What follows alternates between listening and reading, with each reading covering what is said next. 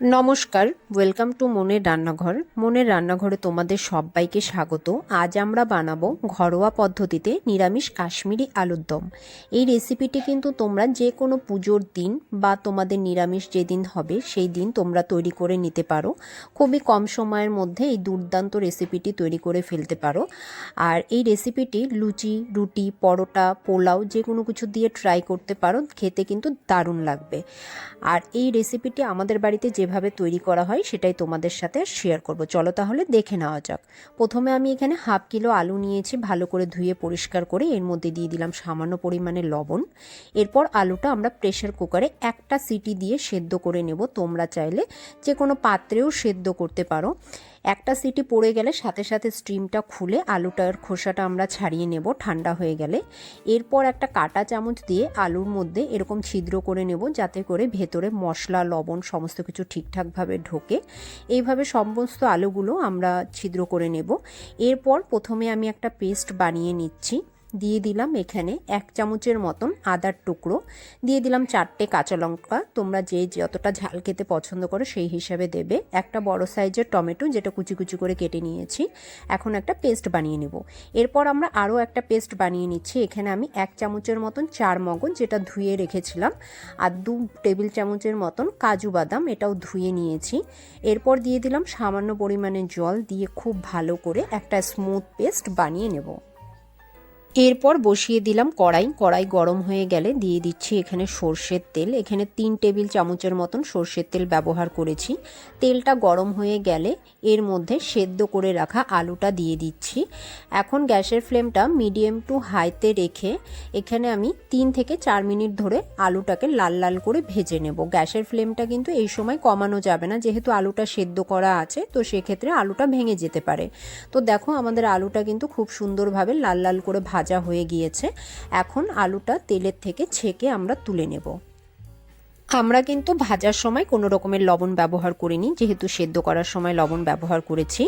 এরপর এই তেলের মধ্যে ফোড়নে দিয়ে দিলাম 4টে এলাচ আর সামান্য পরিমাণে একটু দারুচিনি। এলাচটা একটু থেতো করে নিয়েছি। সুন্দর একটা গন্ধ বেরিয়ে গেলে টমেটো, আদা এবং কাঁচা লঙ্কার পেস্টটা এখানে দিয়ে দিলাম। 2 মিনিটের মতন মশলাটাকে প্রথমে আমি গ্যাসের ফ্লেমটা মিডিয়াম করে কষিয়ে নেব। 2 মিনিট কষিয়ে নেওয়ার পর এর মধ্যে কিছু গুঁড়ো মশলা অ্যাড করে দেব। প্রথমে দিয়ে দিচ্ছি স্বাদ মতন লবণ, তারপরে সামান্য পরিমাণে একটু হলুদ দিচ্ছি, তোমরা চাইলে এটা স্কিপও করতে পারো। এরপর 1 চামচ জিরে এবং ধনের গুঁড়ো, যেটা আমি একসাথে গুঁড়ো করে রেখেছিলাম, সেটা দিয়ে দিলাম। আর 1 চামচ কাশ্মীরি লাল লঙ্কার গুঁড়ো, যেহেতু কাশ্মীরি আলুর দম তার জন্য কিন্তু কাশ্মীরি লাল লঙ্কার গুঁড়োটা কিন্তু অবশ্যই মাস্ট। আর দিয়ে দিলাম সামান্য পরিমাণে একটু জল, দিয়ে এখন মশলাটাকে খুব ভালো করে কষিয়ে নিতে হবে যতক্ষণ না পর্যন্ত মশলার কাঁচা গন্ধটা চলে যাচ্ছে। দেখো মশলাটা খুব ভালো মতন কষে গিয়েছে, তেলও ছেড়ে গিয়েছে। এরপর আমি চার মগজ এবং কাজু, যেটা আমরা পেস্ট করে রেখেছিলাম, সেটা এখানে অ্যাড করে দিলাম। তার সাথে দিয়ে দিলাম সামান্য পরিমাণে জল। এখন সমস্ত উপকরণগুলো খুব ভালো করে মিশিয়ে নিয়ে 3 থেকে 4 মিনিটের মতন মশলাটাকে খুব ভালো করে কষাতে হবে। আর এই টাইমে কিন্তু আমি গ্যাসের ফ্লেমটা মিডিয়াম টু লোতে রাখবো আর ঢেকে ঢেকে 3 থেকে 4 মিনিট ধরে কষাবো। দেখো মশলা থেকে কিন্তু খুব সুন্দরভাবে তেল ছেড়ে গিয়েছে, আমাদের মশলাটা খুব ভালো করে কষে গিয়েছে। এখন ভেজে রাখা আলুটা দিয়ে দিব। এখনও আবারও গ্যাসের ফ্লেমটা মিডিয়াম টু লোতে রেখেই 4 থেকে 5 মিনিট ধরে মশলাটাকে আলুর সাথে খুব ভালো করে কষাতে হবে, যাতে করে আলুর মধ্যে লবণ, ঝাল, মশলা ঠিকঠাকভাবে ঢোকে। এই টাইমে আমি দিয়ে দিলাম স্বাদ মতন চিনিটা তোমরা এই কাশ্মীরি আলুর দমে কিন্তু অবশ্যই মাস্ট, তোমরা চাইলে কমিয়ে বা বাড়িয়েও নিতে পারো। এরপর মশলাটাকে খুব ভালো করে যখন কষা হয়ে যাবে, সাইড থেকে যখন দেখতে পাবে তেল ছেড়ে গিয়েছে, তখন আমরা এর মধ্যে অ্যাড করে দেব সামান্য পরিমাণে গরম জল। এটা যতটা তোমরা গ্রেভি পছন্দ করো সেই হিসাবে দেবে, আর জলটা কিন্তু অবশ্যই গরম জলই ব্যবহার করবে। এরপর গরম জলের সাথে আলু, মশলা সমস্ত কিছু খুব ভালো করে মিশিয়ে নিয়ে ঢাকা দিয়ে 2 থেকে 3 মিনিটের মতন আমরা প্রায় 3-4 মিনিটের মতন রান্না করে নিয়েছি।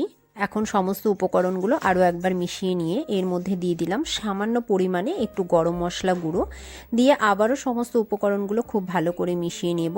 এরপর 1 চামচের মতন দিয়ে দিলাম দেশি ঘি, দিয়ে আবারও সমস্ত উপকরণগুলো একসাথে মিশিয়ে এখন আমরা গ্যাসের ফ্লেমটা অফ করে দেব।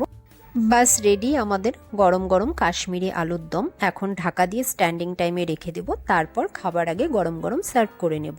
তো তোমরা এভাবে বাড়িতে ট্রাই করো এবং আমাকে কমেন্টে জানিও আজকে রেসিপিটি কেমন লাগলো। যদি ভালো লেগে থাকে অবশ্যই চ্যানেলটি সাবস্ক্রাইব করে দেবে, পাশে থাকা বেল চিহ্নটি প্রেস করে দেবে, তাহলে আমি যখনই কোনো নতুন রেসিপি তোমাদের সাথে শেয়ার করব তোমরা নোটিফিকেশন পেয়ে যাবে।